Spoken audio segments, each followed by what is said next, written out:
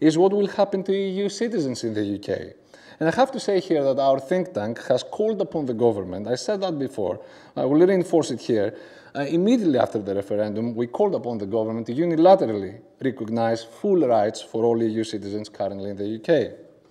We feel that the government would thus reclaim the moral high ground and win hearts in the forthcoming negotiations, European hearts, that is. But the opportunity was missed, as a recent article in the Financial Times explicitly recognized. And this was after Theresa May's Berlin visit and the flat rejection from the German Chancellor's part to negotiate an early agreement on the rights of EU citizens in the UK and those of UK citizens in the EU. So I would kindly ask Martina to offer some reflections on what Brexit meant to her.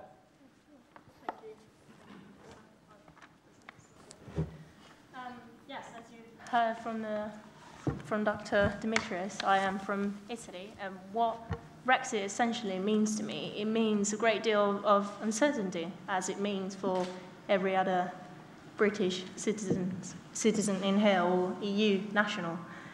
But more than that, it means that an increase in popularity of the culture of exclusion here is probable, is very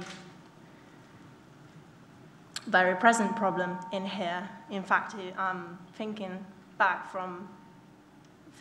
to the moment I landed in here in September, which is very recently.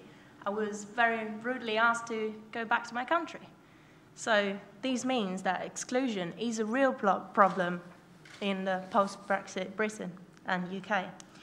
But, however, it also means that the academic community can tackle this problem actively. In fact, just seeing from the lecturers in here and from the students, the culture of acceptance and tolerance can also overcome the culture of exclusion. And this is a very important reassurance that the academic community has given to EU nationals and students in general. And it is a reassurance that the government has not given to EU students and national. So this is very reassuring for me, especially reassurance coming from the professors and lecturers and other students, which have been very accepting. Thank you. Thank you very much.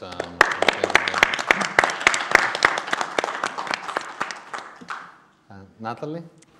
Yes. What I'd like to mainly say are just purely opinions of myself, and Martina touched upon this about the confusion that Brexit actually caused, which I think is one of the biggest issues actually at hand, because Bimbo talked correctly about how Theresa May said Brexit means Brexit, but in reality no one knows what Brexit means.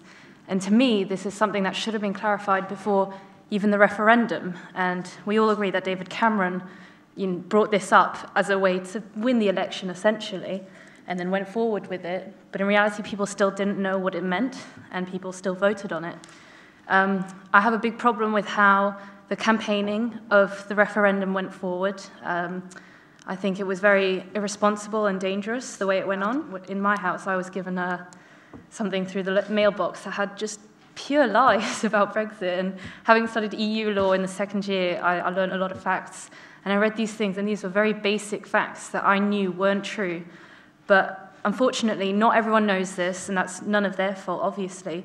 So I think David Cameron and Jeremy Corbyn had a responsibility, and all the others had a responsibility to explain to the public what Brexit meant before we got here. I feel now we're too late already explaining now what it means. Obviously, I fully support the fact that it's gone to the Supreme Court, that we need to decide how this is going to happen so that it hasn't just rushed into it. I also think it's very important that the effects that Brexit had and the confusion that was surrounding Brexit, the effects it had on immigration as well, which I've read a lot of articles written by Jonathan Porter, who will speak later. about who no one really knows whether they can leave or not. And Martina said that she'd been told to leave the country, and I've heard many different stories like that where people have been told they have to leave the country. And that's another thing where other politicians have said, and Brunel, might I add, have also said, those who are legally here can legally stay. But no one knows who's legally here, and no one knows what it means to legally stay. So I think all these questions should have been answered before we got here. And I feel like we're a bit too late now. And it's a shame. But I think they've taken a good turn on the Miller case. It's all over social media. It's live streaming on Facebook the past few days.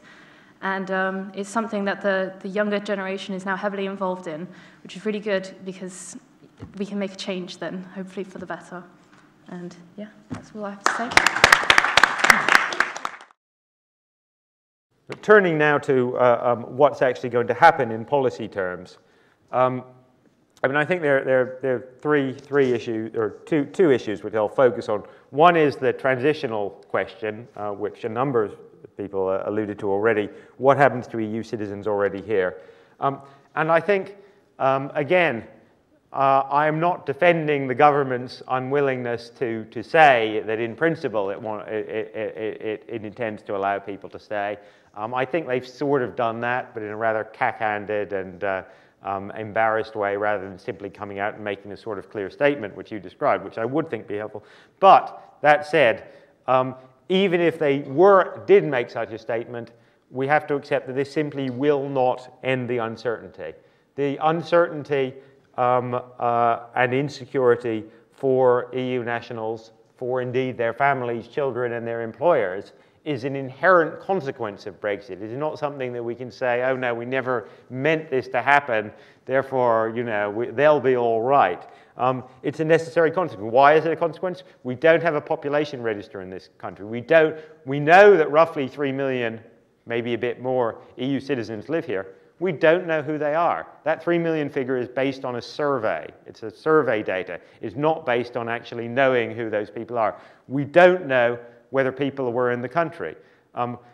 It only takes a moment's thought to realize that the idea that, you know, that saying, well, if you were here on June 23rd or before, then you can stay, is meaningless and vacuous. As it happens, I wasn't here on June the 23rd. I was in Italy. But nobody knows that. How would they know that? You know, and I'm not obliged to report my movements to the government. I might show up on the passport scan going in and out, but that's pretty far from complete data. Equally, nobody knows whether Maria was here on June 23rd. I don't know whether you're here on June 23rd, but more importantly, neither does the government. And it's quite possible you have no way of proving it one way or the other. Hundreds of thousands of people won't have any way of proving it one way or the other. So in the end, we will allow the vast majority of people living here to stay, and we will come up with some form of process that allows them to register their presence and to give them some sort of rights. I think that is a political certainty.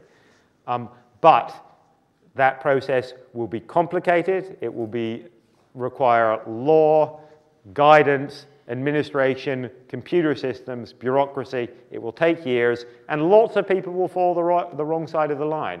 And I mean both wrong side of the line in both senses. So in the end, we will end up handing out British citizenship to some people, frankly, we'd rather kick out, criminals and undesirables, because that's the way these systems work. Equally, we will end up giving permanent residence, or we will end up denying permanent residence and implicitly or explicitly deporting perfectly respectable, law-abiding, and otherwise welcome citizens of the European Union, simply because that is what any bureaucratic system, and believe me, I've spent a long time working in government on such, any system which deals with millions of people in a legalistic way does that.